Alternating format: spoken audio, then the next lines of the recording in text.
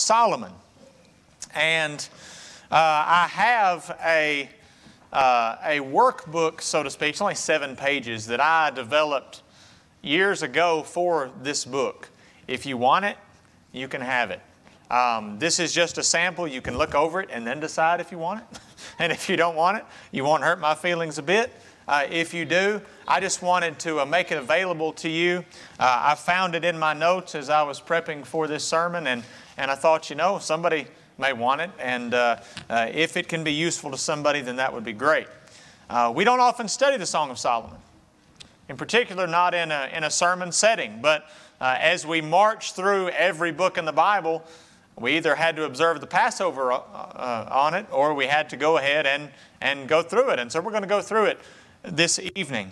And I tell you, I'm glad, for one, that we're in person, because several husbands might have just tuned out if this was only online. But now at least those husbands who are here have no choice but to talk about our word for the evening: intimacy. Intimacy.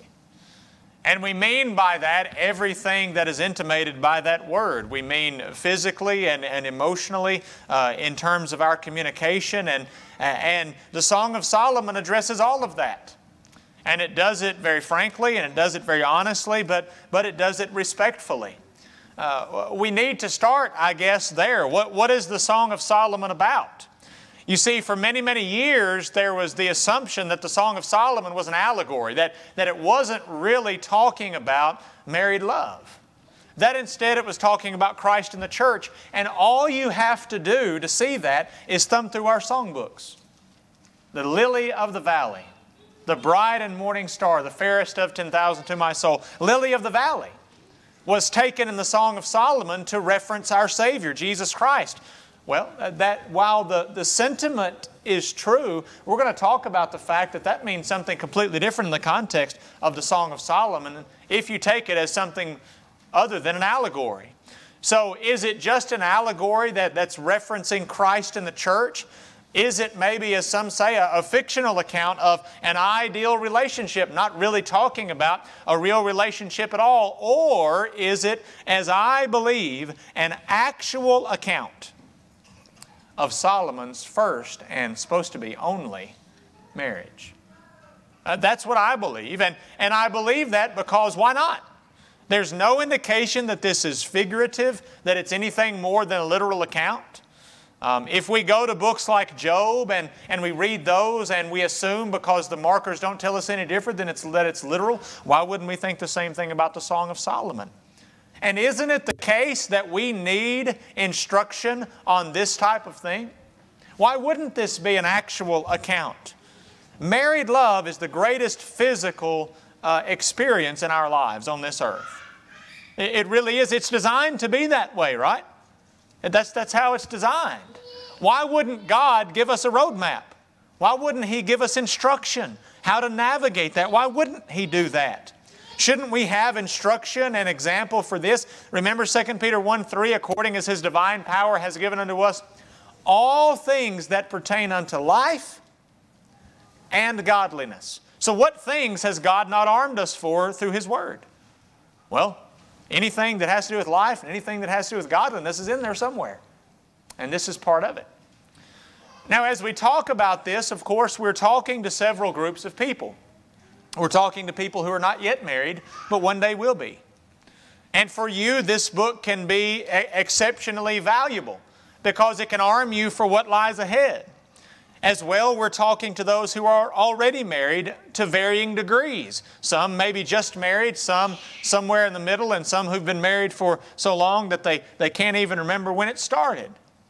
Also, though, we're talking to people who are not married and may never be married, and that's okay too, because you're an encouragement to the rest of us. And you need to know how, on occasion, to give us a swift kick in the pants and get us in line. And so that's right. So we all can benefit from this in some fashion or another. And so that's what we're going to do this evening, is talk about the Song of Solomon. And there are 4 parts to the outline of the Song of Solomon, and this is how we'll approach it tonight. Number 1, there is the courtship.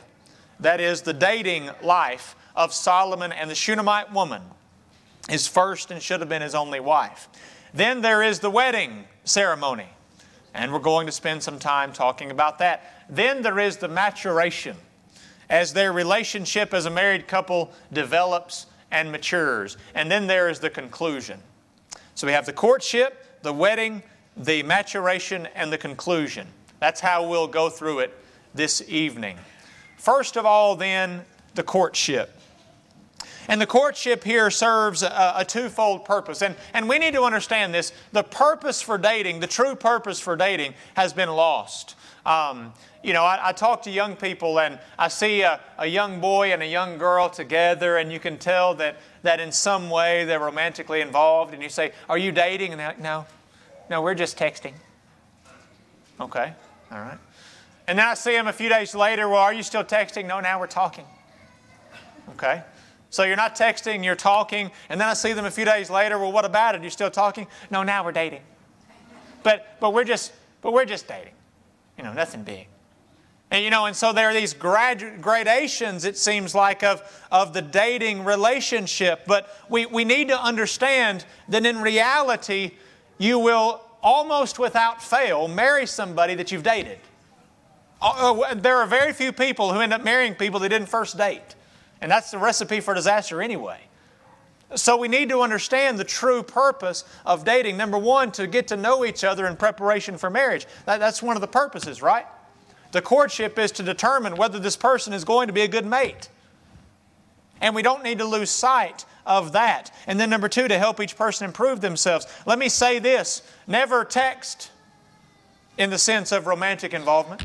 Talk to in the sense of romantic involvement. Or date in the sense of romantic involvement, somebody that you couldn't see yourself marrying. Why do that?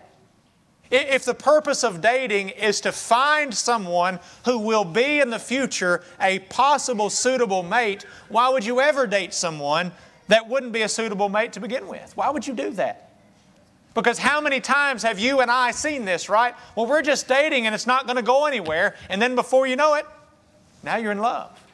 And now you're going to get married. And you've connected your spiritual future and otherwise with this person because you began just texting or just talking or just dating or just whatever. And before you know it, it's gotten too serious.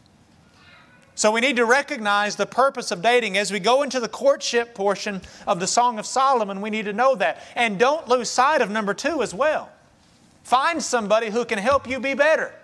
In particular, find someone who can help you get to heaven and that you can help get there as well. Because at the end of the day, that is still, no matter what else happens, the most important goal in every one of our lives. So let's look at the courtship and let's see if these two things are in fact the case. Now the woman has struggles. Like many women, this woman struggles from low self-esteem. I want you to notice it. We go to Song of Solomon chapter 1. It begins verse 1, the Song of Songs, which is Solomon's. And then the woman is obviously speaking. Verse 2, "Let him kiss me with the kisses of his mouth, for thy love is better than wine." They're dating. They're not yet married. And in verse 5, she says, "I am black but comely, O you daughters of Jerusalem, as the tents of Kedar, as the curtains of Solomon." And then she says in verse 6, "Look not upon me, because I am black." And then she goes on to explain why she feels this way. "Because the sun has looked upon me. My mother's children were angry with me. They made me the keeper of the vineyards, but mine own vineyard have I not kept." Now let's explain this. She is of Middle Eastern descent, obviously, as every biblical character essentially is. And the problem that she's facing is the longer she works out in the sun, the darker complected she becomes. And in those days, as it still is for many classes of people in the Middle East, the darker skin is looked down upon because it's a symbol of manual labor. These people have been involved in manual labor out in the sun. And so for those who see that as a negative, they don't want to be associated with that.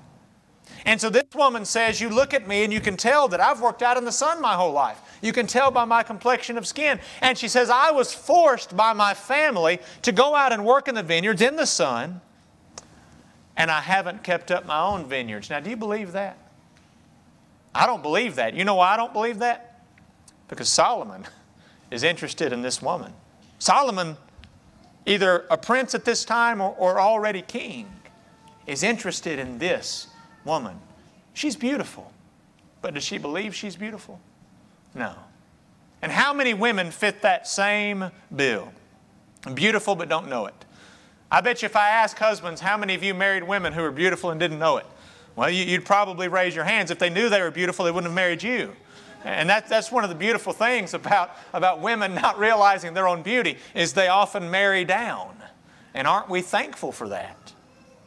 But we have a woman here in the Song of Solomon who believes that she's not attractive. I've not kept up my own vineyard, she says. Well, she says it again in chapter 2 and verse 1. And here's that statement. I'm the rose of Sharon, the lily of the valleys. And you and I read that and we think glorious things because of its association with Christ over the centuries. But here's what's interesting. A lily of the valley is just your average ordinary flower. It's a weed. You've seen them in pasture land, those flowers that just grow wild before they're mowed down. You've seen those. There's nothing special about it. She says, I am just a lily of the valley. If you don't think that that's a sign of her own low self-esteem, notice how her husband-to-be responds in verse 2. As the lily among thorns. You're not just a lily of the valley growing with all these other lilies. No, no, no. You're a lily among thorns. You stand out. You see, but she thought she was not beautiful. She thought she was not attractive. And so there's the first fundamental problem that we see on part of the wife. So what does the husband do? He does what any good husband would do. He teases her. I want you to pick up in chapter 1 again, and let's start in verse 7. She says, Tell me, O thou whom my soul loves, where thou feedest, where thou makest thy flock to rest at noon. For why should I be as one that turneth aside by the flocks of thy companions? She says, I want to see you. Tell me where you are so I can see you. And here's what he says in verse 8. If you don't know, O fairest among women, then essentially he says, go back home. If you don't know where to find me, you can just go back home then. And you can see that he's teasing her. Does he really want her to go back home? Obviously not. But he's teasing her. But I want you to notice what he calls her. Fairest among women. You're not someone who's not kept up their own vineyard. You're beautiful. And he tells her that. And then he goes on to praise her in every possible way. Verse 9, I've compared thee, O my love, to a company of horses in Pharaoh's chariots. Husbands, don't call your wife a horse. But if you're a king in Old Testament times, it was a compliment. Okay? Verse 10, thy cheeks are comely with rows of jewels, thy neck with chains of gold. He goes on to describe her in every possible glowing term. And he says, I want you to know just how beautiful you are. He sees it as his mission in life to remind her just how beautiful she is. And again in chapter 2 and verse 2, he says, As the lily among thorns, so is my love among the daughters. She stands out. Husbands, those of us in particular who have been married a good amount of time. Next year, my wife and I will have been married 20 years. I know for some of you that's just a short time, but it really is a good long time. When's the last time you tried really hard to make your wife feel beautiful? When's the last time, you dedicated yourself to it? And you say, well, I'm just a husband. I don't know, I'm going to do that. You know it's your job to make your wife happy. That's biblical. The Bible teaches it over and over again. Look up on the screen this evening. 1 Corinthians 7 and verse 3. It says, Husbands, render unto your wives due benevolence, the love that she deserves because she chose you. And wives also, it says, to the husband. In 1 Corinthians 7 and verse 33, he says, Under the current distress, don't get married. Why? Because husbands don't care for the things of God, but they care for the things of the world, how they may please their wives. Paul takes it as an assumption that when a man gets married, his focus should be on making his wife happy. That should be his focus. That should be his goal. 1 Peter 3 and verse 7 admonishes husbands to dwell with their wives according to knowledge. That's our obligation, it's our duty to find out what makes our wife tick and do everything we can to make her happy. You can tell when you go out to eat the couples that are dating and the couples who've been married for years, can't you? You can tell which ones are trying harder than the others. You can absolutely see it every time. The next time that you go to Gatlinburg for some reason, we go up there for, let's say CYC, and we go out to eat. Look around. Just play this game. Danielle and I play this game. How long have they been together? How long have they been together? And you can tell. Why did you stop trying so hard, husbands? God doesn't want you to do that. And we see in the courtship how hard He tried to make her feel like she was beautiful. But the husband's got a problem too. You see, this man, in the first 2 chapters of the Song of Solomon, he can't recognize the small problems in their relationship. And doesn't that sound like us men? He just doesn't recognize that there's problems. Because as far as this man is concerned, they're not married yet, but here's what he'll think when they're married. As long as I put food on her table, and as long as I'm there for her every evening, and I get up beside her every morning, what more can she want, really, right? I want you to notice what she has to say about that. In chapter 2, they go back and forth complimenting each other. And then in verse 14, notice what she says. "O my dove, thou art in secret." This is her. "O my dove, thou art in the clefts of the rock, and in the secret places of the stairs. Let me see thy countenance. Let me hear thy voice. For sweet is thy voice, and thy countenance is comely." And then she says, "Take us the foxes, the little foxes that spoil the vines, for our vines have tender grapes." Anybody that I've done premarital counseling with in this room can tell you we go through this text in our premarital counseling session. Because one of the keys, I think, to premarital counseling is identifying the little foxes. If you have gardens, you know the danger that little foxes and other animals like that pose to your garden. Deer, raccoons, possum, whatever it is. They come through and they nibble, right? And maybe one won't do a whole lot of damage to a large garden, but then they invite their friends, don't they?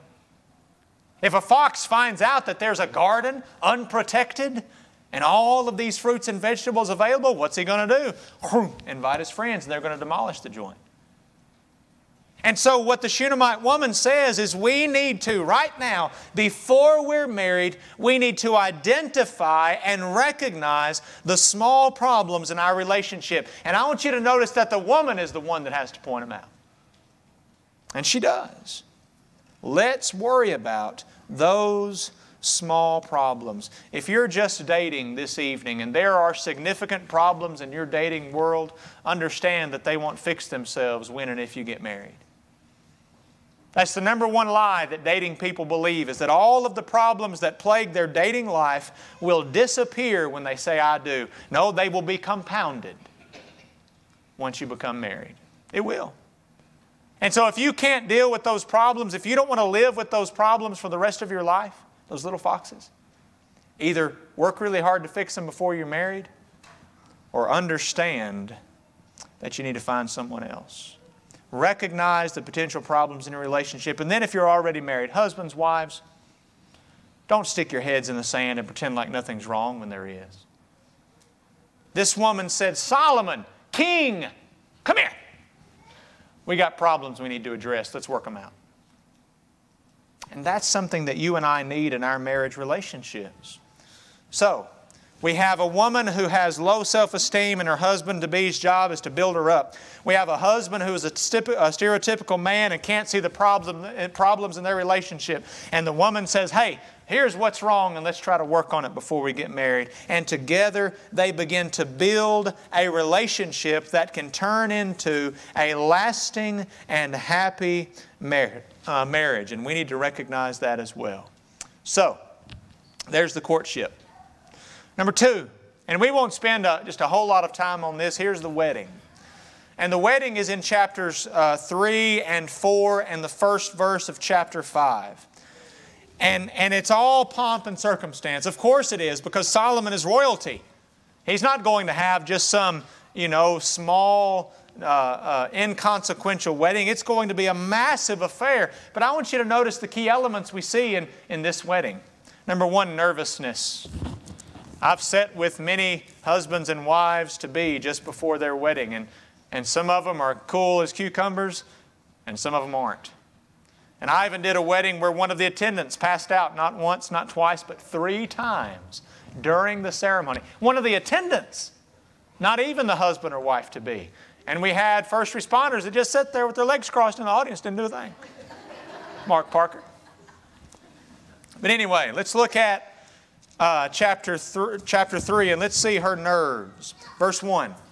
By night on my bed I sought him whom my soul loveth. I sought him, but I found him not. There's a picture of the woman having a nightmare in the middle of the night, and maybe she dreamed that he left her at the altar, or she dreamed that something very bad was going to happen. And so she woke up and she said, I have got to find him right now.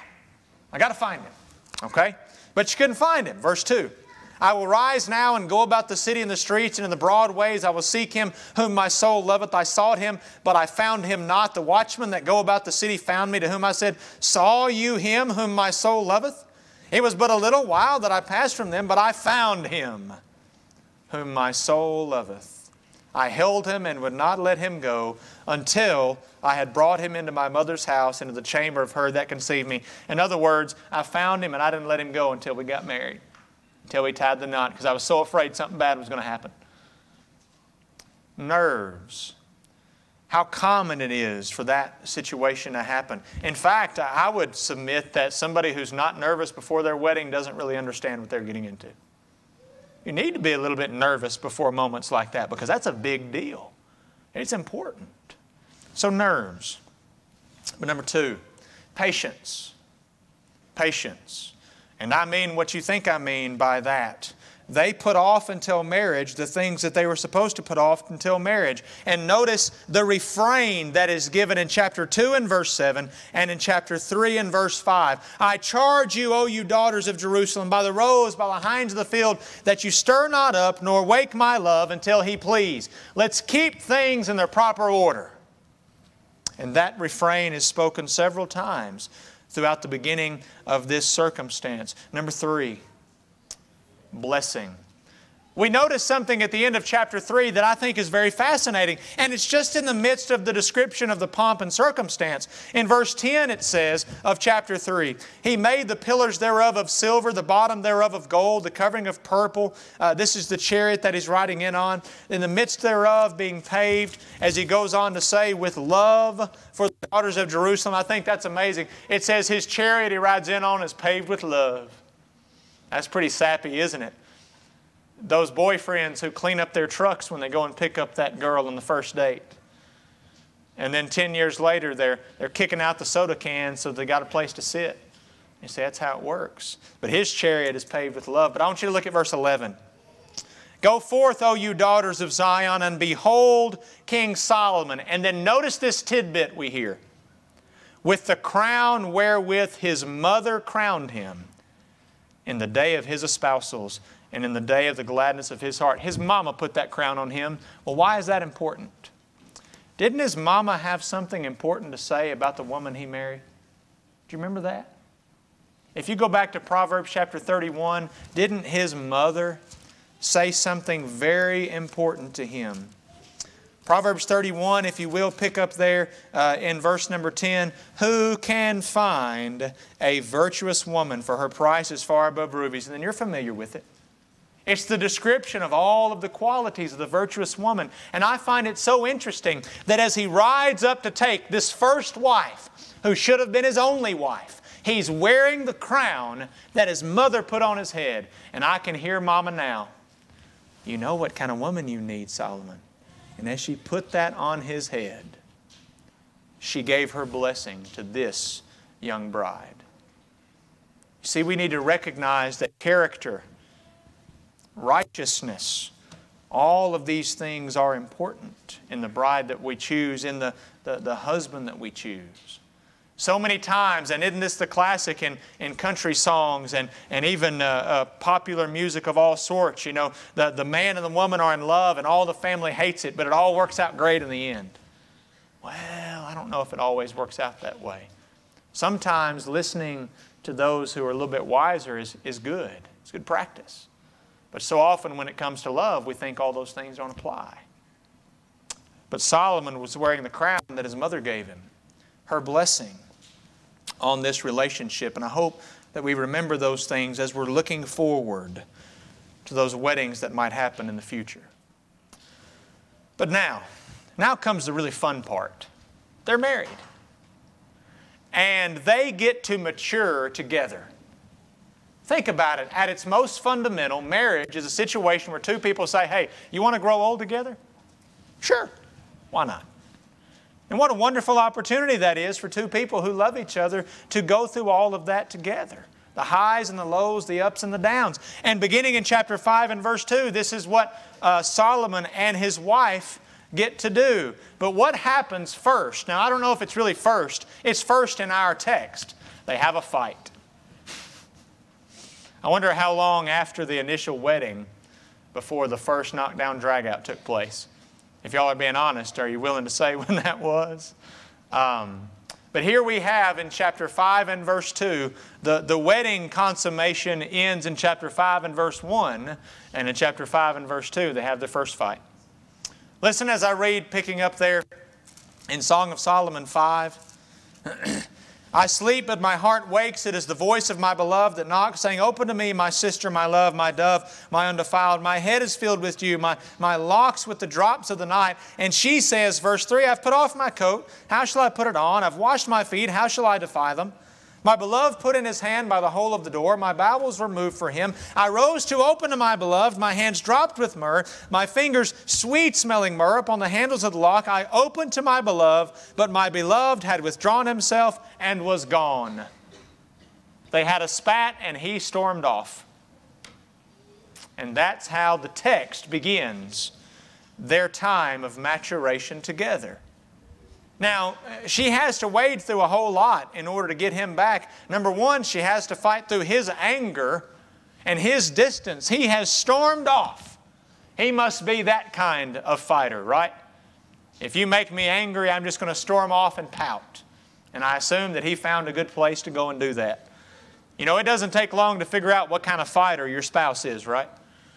Are they individuals who reveal and they speak when they're angry? Are they people who sulk up and get quiet when they're angry? Do they storm off? Do they get closer at you? What do they do? How do they fight? How do they argue? How do they disagree? Well, Solomon stormed off. And so now Solomon's wife says, well, I've got to find him. But she's got to first of all find him because he stormed off. And she's got to try to navigate through his anger. But it doesn't stop there. Look at verse 9. She wants to find him. She wants to work it out. But notice what the chorus says. That is, the ladies around her. What is thy beloved more than another beloved? O thou fairest among women, what is thy beloved more than another beloved, that thou dost so charge us? Every now and then, I don't get on Facebook often, but every now and then I'll get on and I'll see a wife put a nasty post about her husband. And I read all of, and you go through the comments underneath that post, and all the other lady friends are like, he's such a low-down, dirty dog, and all these things. And you think, why in the world would anybody ever do that?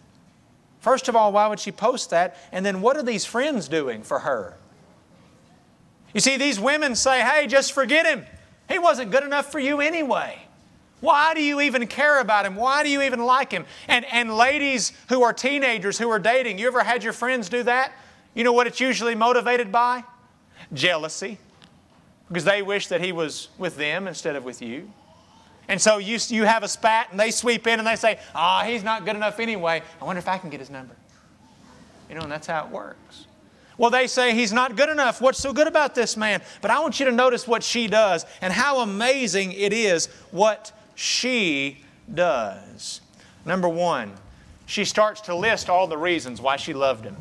Oh, you want to know why I love my husband? Let me tell you why.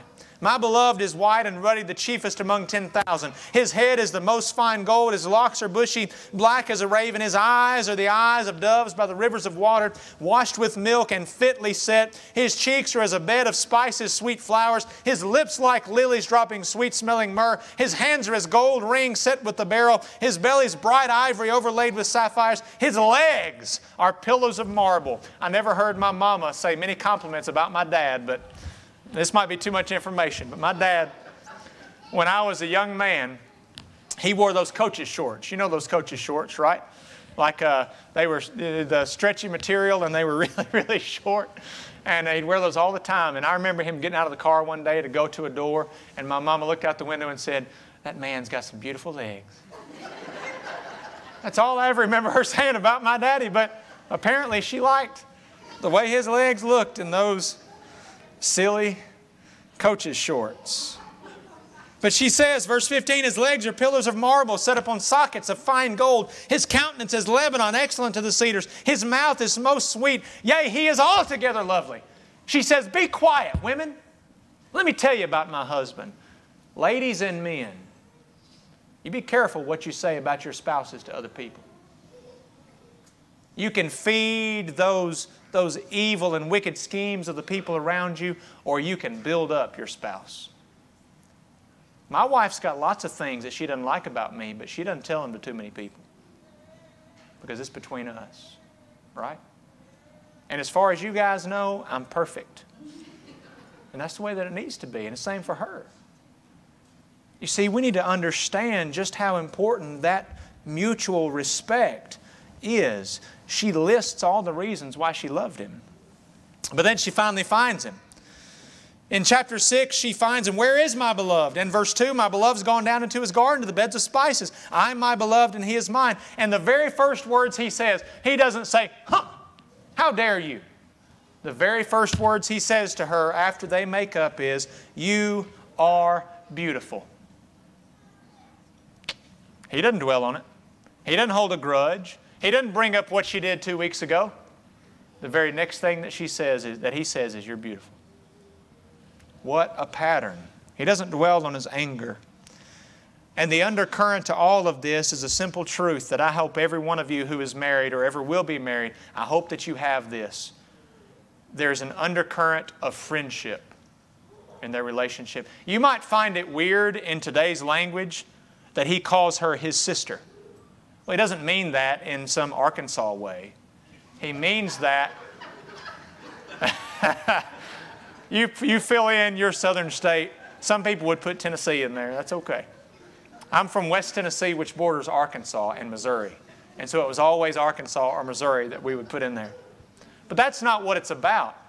He's trying to think of a word that depicts the closest relationship that he can think of. And he uses the word sister. Did you know that David used the same word in the masculine to talk about Jonathan? See, that's who they are. And then notice how she describes him at the end of chapter 5 and verse 16. His mouth is most sweet, yea, he is altogether lovely. This is my beloved, and this is my friend. That's beautiful.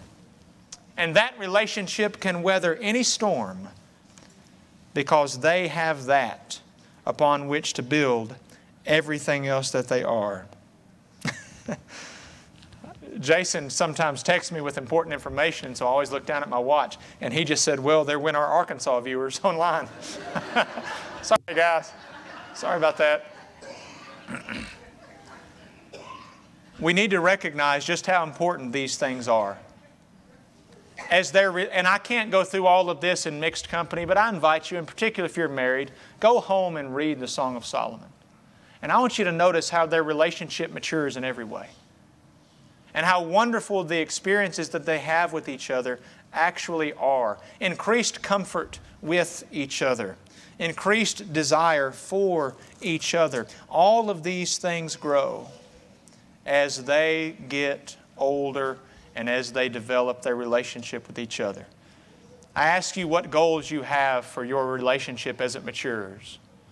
I hope that you see it as many of your mature relationships are, those of you who've been married longer than we have. We strive to be like you. We absolutely do. Thank you for the encouragement. Thank you for the example.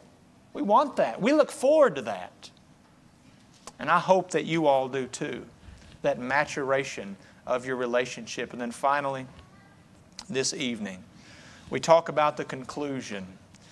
And the woman is the one who makes the conclusion. And I find that interesting.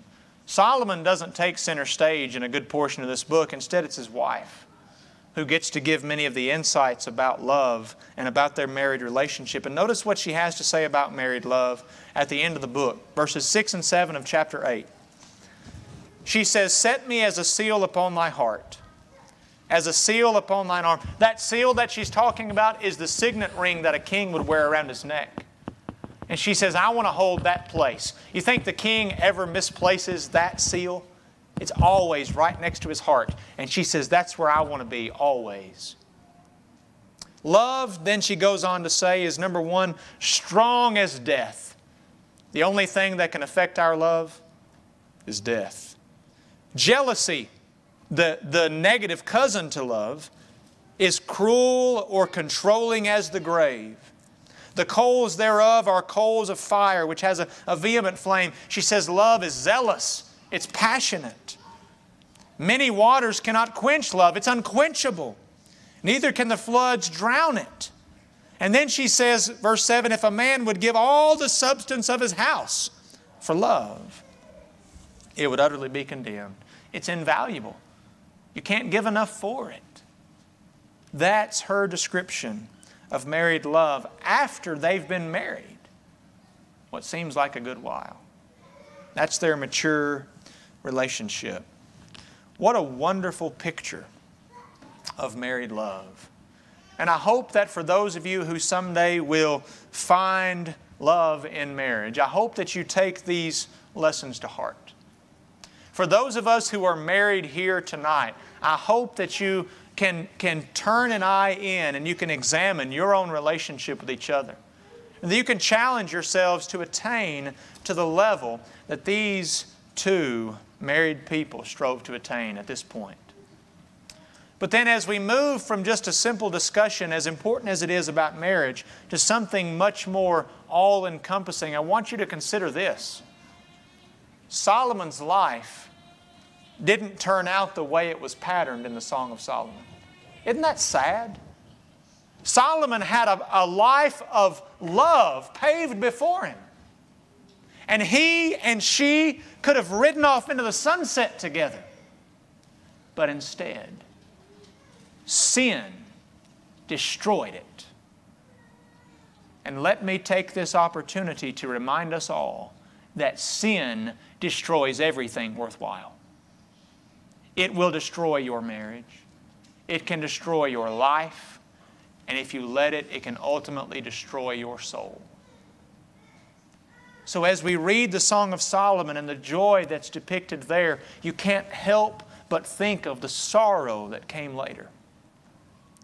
Maybe this evening, you're not a Christian and you need to find the joy that's described in this marriage relationship, but you need to find it with your Father in heaven. You need to experience the relationship that a God who loves you seeks to have with you. If you're here tonight and you are not a Christian, put Christ on in baptism. Having believed in Christ, repented of your sins, changed your life, and confessed the name of Christ, you can put all of those sins to death and you can raise to find a new life in Christ. But if you're a Christian here tonight, what does your relationship with your spouse look like? With your friends, your co-workers, your fellow Christians? But most importantly, what does your relationship with God look like? Is it what it ought to be? Have you followed the path of Solomon and allowed sin to destroy that which is most precious in your life? Make it right. Obey the gospel or be restored as together we stand and sing.